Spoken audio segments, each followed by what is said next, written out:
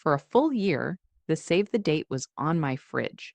It was this beautiful, thick cardstock with a photo of my best friend, Sarah, and her fiance, Tom, laughing in a field of wildflowers.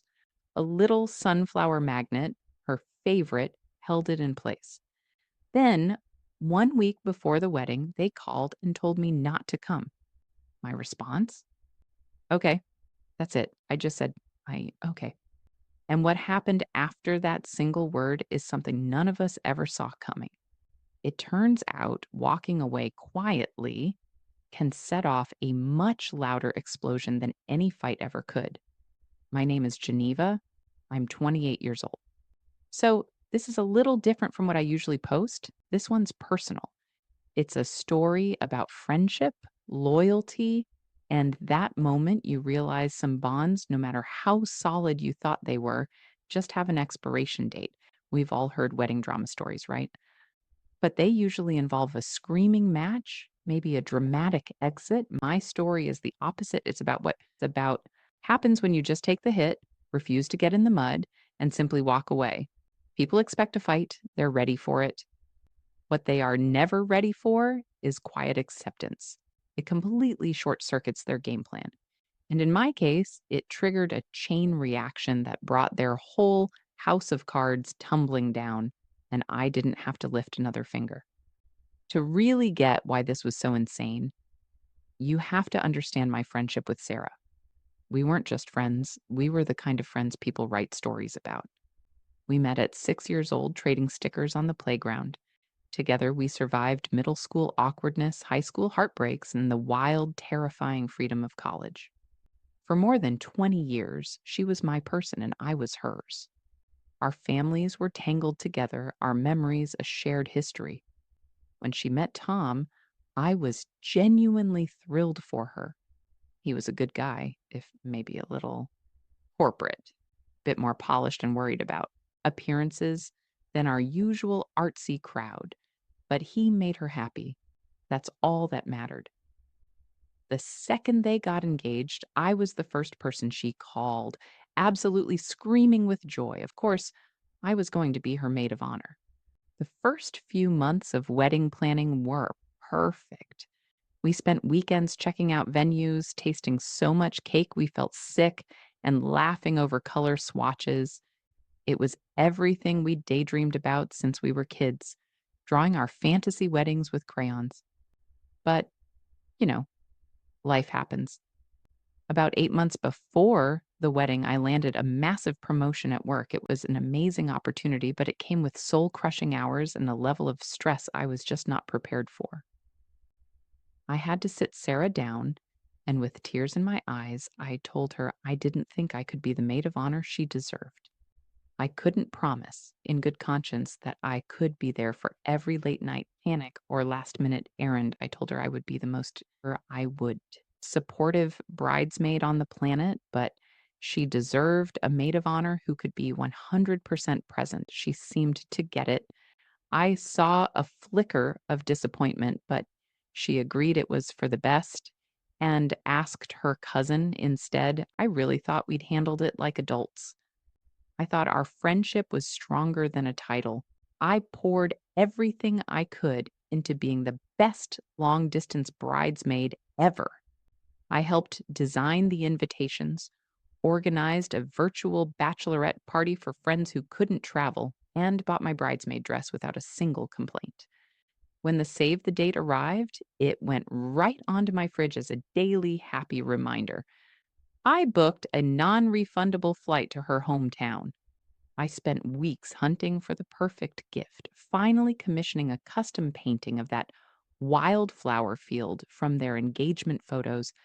It was incredibly personal and cost a small fortune, but for Sarah, nothing was too much. This wedding was supposed to be a milestone, a celebration of our friendship, or so I thought. The call came on a Tuesday, exactly 7 days before the wedding. I was buried in work at my desk when my phone buzzed. It was Tom, not Sarah. That was red flag number one. Sarah and I communicated through a constant storm of text, voice notes, and random calls. A call from Tom felt formal. It was an anomaly. "Hey, Chloe," he said. His voice was strained, a little too high pitched. "You got a minute?" I leaned back in my chair, and this knot of dread just started twisting in my stomach. "Sure, Tom. What's up? Is Sarah okay?" He cleared his throat. Yeah, she's fine. It's just, you know, wedding stress." A long, painful pause followed. I could literally hear him breathing, like someone psyching himself up to jump off a cliff. "Look, Chloe, this is really, really hard to say, and I'm so sorry to be the one making this call." I just waited. The silence was deafening. "We've had to reevaluate some things," he stammered out. "Some last minute budget stuff came up, and the venue's being tougher than we expected on the guest count. We've had to make some really hard cuts." My blood ran cold. I knew with sickening certainty exactly where this was going. It was like watching a car crash in slow motion. I could see the words forming before he even said them. And, well, we're so sorry, but we're not going to be able to have you at the wedding next week. There it was, the sentence that vaporized a 20-year friendship. The words just hung there, disgusting and unreal. Budget cuts, venue capacity, me? Her best friend since we were kids? It was the flimsiest, most insulting excuse I'd ever heard. That's the excuse you give to a distant relative or a plus one, not the person who held her hair back after her first real heartbreak and co signed her first apartment lease.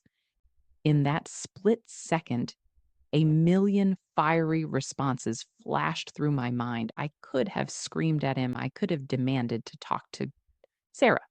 I could have run down the list of every single thing I'd ever done for her, every dollar I'd spent, every bit of my heart I'd invested. I could have reminded him about my non refundable flight and the $1,000 painting sitting in my living room. I could have fought. A big part of me, the part that loved Sarah so fiercely, wanted to. But then another voice, a much calmer one, took over. It whispered, "You don't beg for a seat at a table that doesn't want you. You don't fight for a friendship someone is willing to toss out for budget cuts." Arguing just felt undignified. It felt like I was auditioning for a part I thought was already mine. The decision was made. The call was happening. They had talked about this, weighed their options, and decided their life was better without me in it. Anything I said would just be noise. It wouldn't change their minds. It would only cost me the last shred of my pride. So I took a deep breath and let all the fire, all the hurt, and all the betrayal just wash away. I made my voice as calm and steady as I possibly could. "I understand," I said. "That's all." Tom was clearly not ready for that. I heard this little puff of air, like he was completely thrown off. He had a script for a fight. He had no script for this. "Oh," he said. "Really, I mean, I know this is a huge shock." "It's okay," I said, cutting him off gently. My voice was serene, almost disconnected. "You have to do what's best for you. I wish you and Sarah all the best." "Chloe, I really am so sorry." He tried again, but I had zero interest in his rehearsed apologies. "Don't worry about it, Tom. It's fine. Have a beautiful wedding." And then I hung up. I didn't slam the phone. I just pressed the red button, ending the call and ending 2 decades of my life. I sat there staring blankly at my computer screen, feeling completely numb and everything all at once. I waited for a text from Sarah, an explanation, anything. Nothing. That silence was the real answer. My calm okay had been accepted. The deal was done. That weekend, while Sarah was getting married, I took a solo trip to the coast. I already had the time off, and the idea of sitting at home staring at the walls was just unbearable. I turned my phone off completely. I walked on the beach, read a book, and ate good seafood by myself. It was lonely and it hurt, but it also felt clean. I was mourning a friendship, but I was doing it on my own terms, far away from the mess they'd tried to pull me into. By not fighting, I'd refused to be a character in their chaotic little play. I turned my phone back on Sunday night. I had a missed call and a single text from a mutual friend, another bridesmaid named Maya. The text just said, "Call me immediately. You are not going to believe this." I called her. "You dodged a nuclear bomb." Those were the first words out of her mouth. And then she told me everything.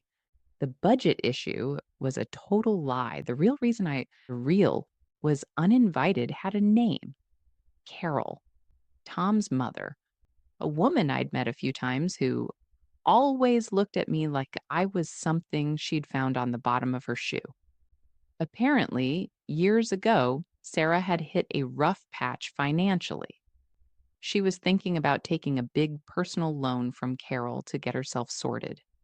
I had advised her against it.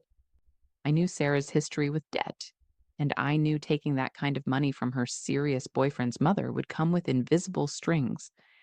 It would permanently shift the power dynamic, I remember telling her. Money from family is never just money, it's leverage. Sarah listened to me and found another way to handle it. I had totally forgotten about that conversation. Carol hadn't. She saw me as a threat, the one person in Sarah's life who had real influence over her that wasn't part of Tom's world. Carol was bankrolling a huge chunk of the wedding, and 2 weeks before, she gave her ultimatum. She told Tom and Sarah that if I was at the wedding, that if she would pull every penny of her funding, she didn't want my negative influence around. She wanted Sarah completely under her thumb, and I was the last loose thread. So they made their choice: stand up for their friend or take the money. They chose the money. They chose the big, fancy wedding over a 20-year friendship. They figured I would fight, scream, and cause a huge scene, which would prove to everyone that they were right. They could paint me as dramatic and justify cutting me out. My quiet okay blew their whole story apart. Maya said my absence was like a giant gaping hole in the whole event. Everyone was asking where I was. At the rehearsal dinner, at the bridal shower, at the wedding itself, the constant question was, "Where's Chloe?" At first, Sarah and Tom tried to stick to the venue capacity lie, but it was so flimsy nobody believed it. Why would a venue issue single out the bride's lifelong best friend? The truth started to leak, the way it always, does, through a gossiping cousin who overheard a fight between Tom and his mom. By the reception, the real story was spreading through the guests like wildfire. People were disgusted. Several of Sarah's oldest friends, our friends, were looking at her and Tom with pure contempt. The wedding itself, Maya said, was a miserable train wreck. With me gone, Carol had taken total control. It wasn't Sarah and Tom's wedding anymore. It was the Carol show. She changed the music. She rearranged the seating chart to put her own friends at the front. She gave this long, rambling speech about herself that barely even mentioned Sarah. Maya said Sarah looked like a ghost. She spent over an hour of her own reception crying in the bathroom while Carol's sisters, not her own friends, comforted her. Maya's final words to me on the phone were, "Honestly, Chloe, it was the most miserable wedding I've ever been to. Your absence was the loudest thing there. By not fighting, you won. You showed everyone exactly who they are." About a month later, Sarah called me. Her voice was small, a faint echo of the vibrant woman I used to know. She just sobbed. She apologized over and over. She told me the whole story about Carol's ultimatum, as if I didn't already know. She said it was the biggest mistake of her life. She said she was miserable, that being married was just living under Carol's thumb, and that she missed me so much it hurt. She begged me to forgive her, to fix it, to please go back to how things were. And as I listened to her, I didn't feel angry. I didn't even feel pity. I just felt clarity. The friendship was already gone. It didn't end with Tom's phone call. It ended the moment she and Tom decided that a person, a history, a 2-decade bond was worth less than a flower arrangement or an open bar. Wedding experts always say that uninviting someone after you've sent a save the date is a huge breach of etiquette. It's a statement, and their statement couldn't have been clearer. There are lots of reasons people get uninvited, but ours was a cold, hard transaction. I thought about the advice experts give to people in this situation: respond gracefully, don't argue, keep your dignity. I had done that, not as part of a strategy, but just as an instinct to protect myself, and it ended up revealing the truth better than any fight could have. They wanted a fight, but my refusal to give them one held up a mirror. They couldn't blame my drama for the fallout. They had to sit with the fact that they had created all of this themselves. "I'm not angry with you, Sarah," I said, my voice calm, "but I can't go back. The trust is broken. You made a choice, and you showed me exactly what our friendship was worth to you. You have to live with that choice, and I have to live with mine. And my choice is to move on." She cried harder, but there was nothing left to say. We wished each other well, a hollow, empty echo of what I'd said to Tom on the phone, and we hung up. We haven't spoken since. Losing a 20-year friendship is a special kind of devastating heartbreak. But staying in a friendship that requires you to be small, disposable, and have your worth decided by a bully with a checkbook, that's a far worse fate. My silence wasn't weakness. It was a declaration of my own value. I didn't need to fight to prove I was worthy. I just had to walk away and let their world, built on cowardice and cash, collapse all on its own. And that's the story. I know it was a long one, but the devil's in the details, right? I'm sure many of you have your own stories about wedding drama or friendships ending. It's such a universal kind of pain. I'd love to hear from you in the comments. What would you have done? Have you ever had to walk away from a friendship you thought would last forever? Let's talk about it. And if this story meant something to you, please give this video a like and think about subscribing. It really lets me know that sharing these parts of my life is worthwhile. Thank you for listening. This wasn't easy to talk about, but it felt important. It taught me that sometimes the most powerful move is to do nothing at all, that your own peace is worth more than winning an argument, and that real loyalty can't be bought, and it sure as hell can't be sold. I'll see you in the next one.